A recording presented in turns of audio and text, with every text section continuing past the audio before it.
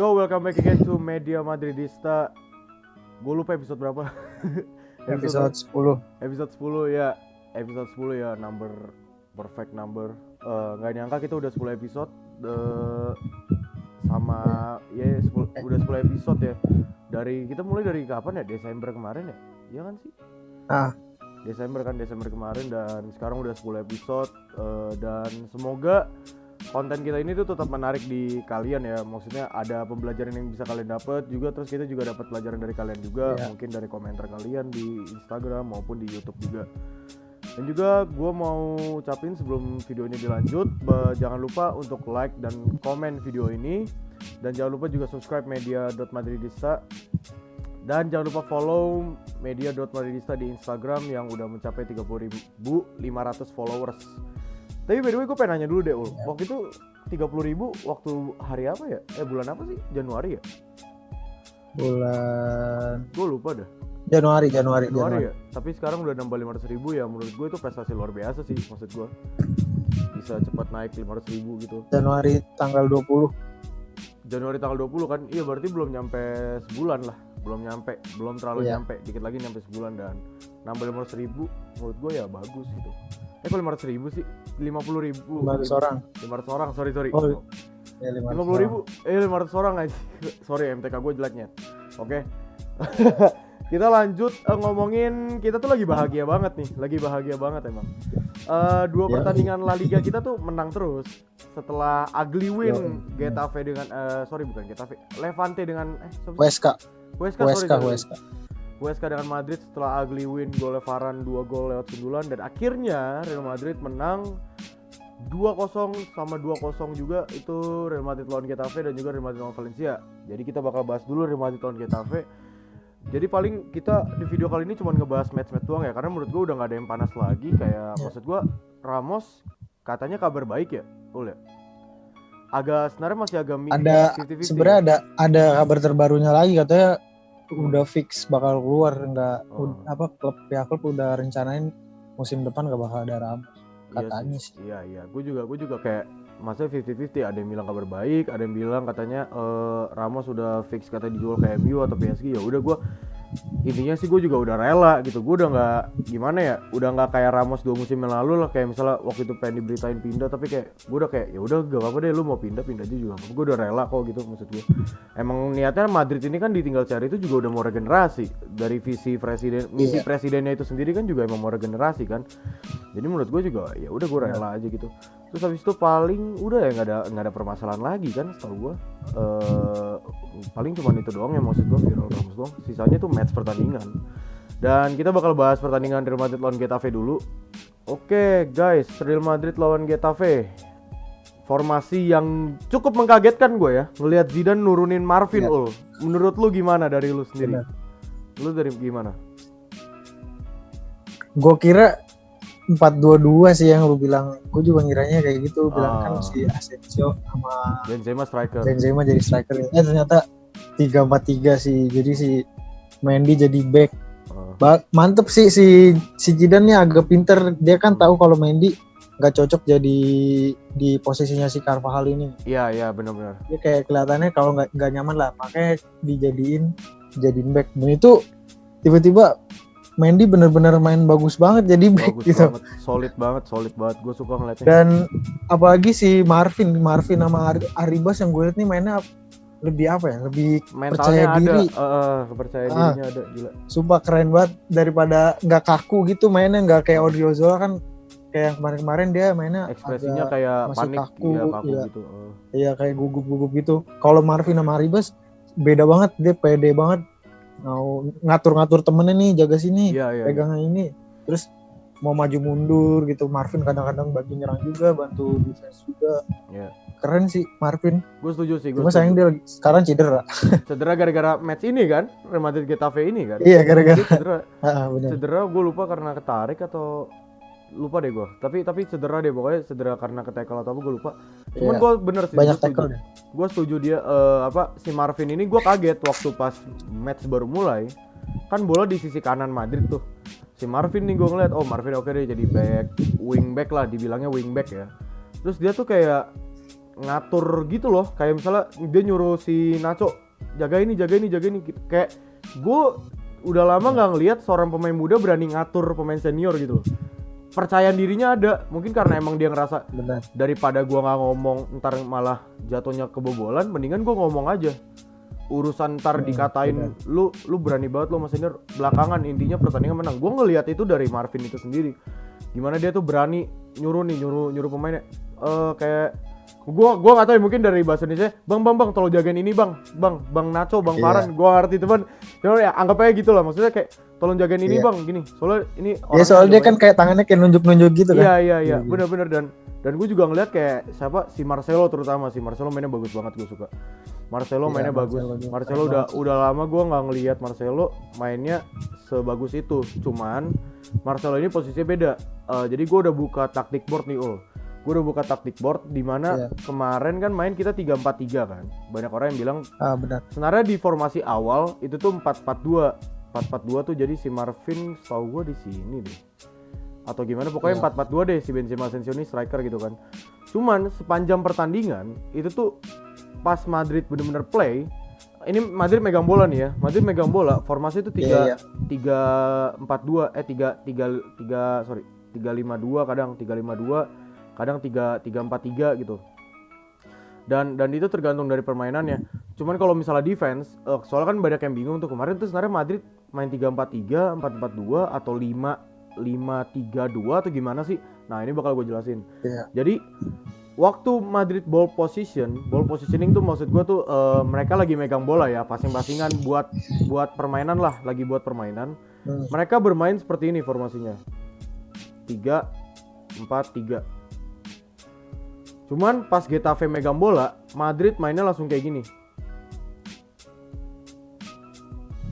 Nah, kayak gini. Terkadang gini, si Marcelo ini kan jatuhnya kayak left wing back lah ya. Tadi kan left wing back nih dia. Back sayap kanan, back sayap kiri. Marvin back sayap kanan. Cuman di saat dia Madrid dimainin sama Getafe, Madrid langsung main 5-3-2 terkadang. Terkadang juga 5-4-1. Benzema ditinggalin sendirian. Si Asensio bantu mundur di sini. Terkadang 5-4-1. Ini kalau defense-nya ya. Cuman kalau saat set play ya mereka mainnya kayak gini. Si Marvin di sini, Asensio di sini. Nah, Marvin sama Marcelo ini punya peran khusus. Ini tuh kelihatan banget mirip si Vasquez, kartu AC Zidane. Iya benar. Bener kan? Benar. Lu bisa jelasin nggak gimana perannya Marcelo sama Marvin tuh di bagian sisi sayap tuh buat bantu defense atau serangan? Iya, dia jadi perannya tuh maju, misalkan Madrid lagi nyerang nih megang bola, dia tuh kayak mencoba mau bantu support gitu kok. Betul. Buat ngasih bola lah ke depan. Apalagi kan kalau Marcelo kan tugasnya crossingnya gitu. Iya. Nah, Marvin ini juga sama. Ya pokoknya dia emang bener-bener mirip Vasquez banget lah di Zidane. Dan ada gitu pemain Castilla yang Zidane temuin sekarang kan, si Marvin ini. Iya. Ya awal-awal dia kan kayak si Odegaard itu dibuang mungkin kan karena emang Zidane gak suka, karena gak, kadang-kadang dia si Odegaard cuma bantu nyerang aja. Ya betul. Nah, baru kali ini nih ternyata Zidane kayaknya baru nyadar, ada pemain Castilla nih, kayak ya ibaratnya ya mirip-mirip Vasquez gitu. Ya role play-nya kayak Vasquez bisa dipakai. Bantu defense juga, dijadiin back kanan juga bisa. Ya udah makanya dimainin kan daripada main Isco. Betul. Gua setuju. Marcelo pun juga demikian gitu. Nah, gue pernah bilang di Twitter sama pernah bilang di Discord ya. By the way, kalian bisa join Discord, linknya ada di bawah. Pernah bilang di Discord, Marcelo ini tuh udah done deh, udah nggak bisa deh jadi left back lah menurut gue. Udahlah jadi midfielder aja juga udah cukup, karena menurut gue waktu Madrid attacking dia selalu main ke tengah-tengah, pokoknya selalu main di depan gitu loh, selalu main di sini. Iya. Salah satu pemain yang kreatif di pertandingan ini. Betul, setuju. Marcelo. Setuju. Dia tuh jarang mungkin ya kayak sekali dua kali dia mundur, itu pun mundurnya nggak terlalu sampai anjing mundur ke belakang banget, nggak, dia tuh cuma sampai sini doang. Cuman ada satu momen Marcelo tuh ngelakuin kesalahan, gue suka banget di situ. ngelakuin kesalahan, terus dia maju, dia langsung mundur, nge-nekel pemain Getafe, berhasil dapat bola lagi si Marcelo. Itu gue suka. Itu udah lama Marcelo kayak gitu. Jadi menurut gue Marcelo tuh ya, lu udah pada tau lah, umurnya juga udah tua kan. Umur udah tua, ya emang udah saatnya lah Marcelo udah gak main lagi left back, udah fokus di midfielder aja. Gak ada salahnya kok lu main di midfielder. Contoh pemain-pemain kayak Philip Lamaya kan dari right back ke midfielder ya kan. Banyak kok pemain-pemain sayap, back sayap jadi midfielder gitu. Terus ya Marvin ini juga demikian, itu kayak Vasquez bener, role play-nya tuh kayak Vasquez. Marvin maju ke depan maju, mundur-mundur gitu. Nah Modric sama Casemiro ini tuh mereka tuh buat nyeimbangin misalnya Marvinnya telat cover, Casemiro yang cover, Marcelo telat cover misalnya, Mendy kesusahan, Modric yang bantu gitu. Jadi di sini peran dua role midfielder ini juga penting gitu. Walaupun yang lebih kelihatan si Marcelo, Mendy, Marvin ya. Mendy sih terutama golnya Mendy itu yang dari assist Marcelo itu menurut gua keren sih. Mendy berani maju dari sini, dia berani maju ke depan, passing ke Marcelo, Marcelo dapat bola ke sini. Di sini ada Mendy, tadinya di sini ya, ini Vinicius. Ini udah mainnya Arribas main ya. Arribas main, gue ingat banget. Arribas main. Di sini Arribas sama Mendy berdua nih. Si Getafe ini backnya udah pada lemah semua. Pertama karena Jene-nya juga nggak main. Back utama Getafe ada namanya Jene. Sini Benzema, si Marcelo. Di sini ada pemain Getafe lah. Di sini ada pemain Getafe dan Marcelo langsung crossing. Arribas masuk. Arribas gak dapat tapi Mendy dapat. Jadi menurut gue tuh Mendy ini deserve man of the match karena dia juga nyusun serangan gitu. Seorang center back nyusun serangan juga ya, kayak udah lama gue gak ngeliat kayak Ramos gitu kan. Dan itu juga terbukti dia bisa jadi man of the match. Dan gue juga suka bagaimana si Vinicius ya, yang dia bilang yang dia gak ngedown gitu. Gue ngeliat kayak dia semangat banget mainnya gitu, semangat banget gitu, gak jelek lah maksudnya. Ya auranya beda sih di match ini. Auranya juga beda gitu kan. Terus juga clean sheet, yang gue suka tuh clean sheet juga. Nah pertandingan selanjutnya nih Ul, yang baru kemarin nih, Real Madrid 2-0 Valencia. Dari lu dulu deh, menurut lu gimana pertandingan ini menyeluruh? Kalau dari segi taktik kalau pemainnya ya sama aja. Beda sih sama yang Getafe. Kan kalau yang lawan Getafe 3-4-3, terus kita mainnya Madrid tuh mainnya lebih, serangannya lebih bervariasi lah. Marcelo aktif juga nyerang, Modric juga itu, Vinicius, apalagi ikut nusuk-nusuk Asensio. Iya. Nah, gue juga respectnya masih Modric sama Casemiro tuh mau nyamain gameplaynya masih Marcelo atau Marvin. Iya, kan biasanya kan sama Kroos. Kalau Kroos tuh kan dia main bola-bola jauh gitu kan. Iya. Nah kan Kroos di pertandingan ini kan lagi absen. Iya, waktu lagi Getafe ya. Modric tuh gue liat nih di match ini tuh jarang. Sesekali 2 kali sih ada long pass gitu, cuma kayak jarang gitu. Nggak kayak di match yang lawan Valencia ini kan, itu switch play-nya bener kelihatan banget. Modric, Kroos sama Casemiro gitu, lomba-lombanya aktif lah. Iya. Jadi ya keren sih di lawan Valencia juga switch play-nya jalan lah. Switch play jalan banget sih, gue setuju. Terutama adanya cross ya. Ada satu kesempatan tuh si Toni Kroos crossing, anggaplah ini cross dulu ya guys. Anggaplah ini misalnya cross ya. Ini cross ya. Tadi ada satu kesempatan gue nonton tuh di Discord juga, si Kroos di sini, passing si Modric di sini nih. Ini Vinicius nih. Ini Vinicius lagi. Vinicius passing ke Kroos, terus Kroos tuh langsung switch play ke Modric sini. Dan menurut gue itu keren banget. Modric dapat bola, dia langsung volley ke Benzema, tapi Benzema nggak dapat. Jadi menurut gue tuh peran Toni Kroos tuh penting banget emang. Bagaimana kalau Madrid kebingungan di sayapnya passing ke Kroos. Kroosnya ngelihat langsung, oh oke, lu mau switch play, gue switch play, siap-siap langsung di bagian kanan gitu, siap-siap langsung bagian kiri. Dan itu langsung terjadi cepat gitu, dan back sayap musuh otomatis kan kayak kaget gitu, kagok kan, dikira mereka oke, Toni Kroos mungkin mau passing ke bagian tengah kali, mau passingan. Ternyata enggak, dia langsung switch play, terutama bagaimana Kroos bisa crossing perfect banget. Itu menjadi jaminan keren banget gitu. Terutama ya Nacho menurut gua mainnya bagus banget sih, gila. Nacho mainnya bagus banget. Dia berani banget sliding tackle, 2 kali sliding tackle, menurut gue itu bagus banget. Mendy juga masih bagus, hampir nyetak gol, cuman dianulir offside karena si Mendy-nya agak telat mundur dikit doang. Mundur dikit doang. Padahal itu udah, menurut gue udah golnya keren banget itu, hampir 3-0. si Vinicius juga assist ke Mendy kan. Vasquez main bagus, iya. Nah ini nih ngomongin Vasquez, ini si Carvajal cedera di sini. Carvajal cedera dan itu sempat dia ngeluarin air mata, kayak megang air mata, dan menurut gue itu kayaknya mungkin ya mentalnya kena. Ya gue doain semoga sih baik-baik aja ke depannya. Cuman yang pasti adanya Carvajal tadi di match hari ini itu ngebuat Madrid lebih confident aja sih, lebih pede gitu loh. Kayak apa ya? Wah anjir, oke lah bek kanan gue ada Carvajal. Cuman akhirnya Carvajal diganti dan Vasquez. Dan untungnya Valencia nih mainnya buruk banget. Oh iya benar. Jelek banget. Parah banget. Itu terutama back kanannya Valencia.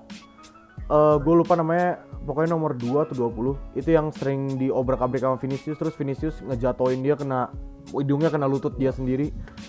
Itu menurut gue itu udah parah banget. Valencia terutama nih, babak pertama babak kedua selalu ngelakuin hal yang sama, yaitu adalah pada saat counter attack mereka selalu passingnya ngaco. Ngaco banget, dan itu keuntungan buat Madrid buat nyerang di situ. Dan di situ Valencia juga sebenarnya mainnya rapat. Cuman ya kalau itu Valencia tuh mirip-mirip Madrid lah kalau waktu awal-awal ya, dimana kayak Madrid mainnya rapat nih, terus giliran dapat bola counter attack passingnya ngaco, dan terus defense lama-lama kecapean dan akhirnya kebobolan. Dan itu kelihatan banget sama Valencia, dimana gol pertama Madrid tuh Benzema dari jauh. Menurut gue itu golnya keren banget. Gol keduanya Madrid itu terutama, itu Valencia udah mulai bolong. Bagaimana si Modric bisa dapat Vasquez langsung passing ke Kroos kosong banget, nyetak gol, shoot dari luar kotak penalti. Itu udah kelihatan banget bolongnya pemain Valencia, padahal itu rapet dan emang jelek banget sih, buruk banget. Lu setuju nggak sama gue? Karena Valencia mainnya buruk banget. Setuju. Orang kayak si Gonçalo Guedes gitu kan, tiap mau counter attack kontrolnya lepas lah, mau passing ke sini kena, apalagi Modric gitu kan intercept mulu, terus di selengkat sama Casemiro lah, sama Nacho lah, terus pemain juga sih kayak apa ya, bisa dibilang agak ngepres dikit lah. Terus cukup bertanggung jawab, soalnya gue lihat ada di babak pertama tuh, gue inget banyak lah gue lihat kehilangan bola gitu, langsung di 2 orang Madrid tuh nyamperin bolanya gitu, ngerubungin orangnya. Kayak mau ngerebut balik lah, nggak males-males kayak biasanya gitu. Biasanya kan ngerebut 1 orang gitu, sekarang kayak pusing balikin bola gue 2 orang gitu, maju si Nacho atau Kak Semiro gitu, ambil gitu. Itu juga yang bikin Valencia kesusahan. Gue setuju sih. Bagaimana Madrid disiplin banget mainnya, terus juga menurut gue babak pertama itu benar-benar total CMK itu benar-benar dominasi sih. Total.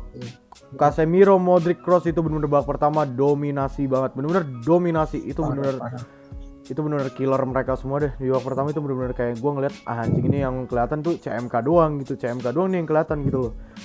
Terus habis itu ya setelah itu ya babak kedua bagaimana Nacho Benzema maruk. Benzema gue juga ngata-ngatain ya, walaupun dia nyetak gol dia tolol tetap menurut gue, karena apa ya, giliran Vinicius di posisi tersebut dia bentak Vinicius, tapi Vinicius itu kosong loh. Iya benar. Dua kali Benzemanya nge-shoot di save, dan menurut gue juga ya mau gimana lagi, Vinicius juga nggak bisa marah, pemain senior dia respect gitu kan, maksud gue hormatin si Benzema gitu. Dan ya itu tadi sih, emang Valencia mainnya buruk banget, terutama kipernya sih menurut gue. Di menit-menit akhir nggak bisa nangkap bola dengan benar. Itu juga save-nya Courtois juga bagus banget, nyet. Sumpah ada tendangan dari jauhnya siapa gitu gue lupa. Itu menurut gue clean sheet juga tujuan utama ya. Maxi Gomez. Iya. Dan paling itu aja sih dari kita ya. Kita bersyukur sih terutama Zidane berani nurunin pemain Castilla ya, karena banyak yang cedera. Gue berharap ke depannya itu ada hikmahnya juga tuh, hikmah dari pemain cedera ada hikmahnya. Jadi pada main. Betul, cuman gue jujur senang sih dengan hasil kayak gini. Kita berhasil lawan Getafe, di mana Getafe dan Valencia itu juga 2 tim yang lagi bahaya banget di musim ini menurut gue. Benar. Dan pertandingan selanjutnya itu adalah Valladolid lawan Madrid di 21 Februari jam 3. Dan hari Kamisnya itu ada tanggal 25 ya, 25 Februari. UEFA Champions League is back. Atlanta lawan Real Madrid. Nah, UEFA Champions League udah balik di minggu ini ya guys. Jadi hari Rabu itu udah ada pertandingan Liverpool Leipzig, Sevilla Dortmund, Terus itu gue lupa PSG Barca ya, PSG Barca ya. Iya, Ya. PSG Barca. PSG Barca ini sebenarnya udah balik UEFA Champions League, cuman Madrid itu di minggu depannya. Jadi Iya. pertandingan Atlanta juga nggak bisa dianggap remeh. Atlanta tim yang sangat kuda hitamkan di UEFA Champions League, terutama di Serie A juga mereka kuda hitam. Setahu gue Atlanta juga top 5 deh. Kita coba cek dulu ya Serie A klasemen. Setahu gue Atlanta top 5. Oke, top 6. Cuman gak beda jauh poinnya, bisa kita lihat tuh 42, 43. Jadi ya bisa dibilang top 5 juga lah. Cuman Atlanta ini gak bisa dianggap remeh gitu.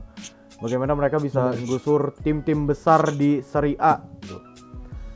Menurut lo Real Madrid lawan Valladolid dulu deh. Atlanta belakangan. Real Madrid Valladolid menurut lo optimis menang gak di kandang Valladolid? Optimis ya.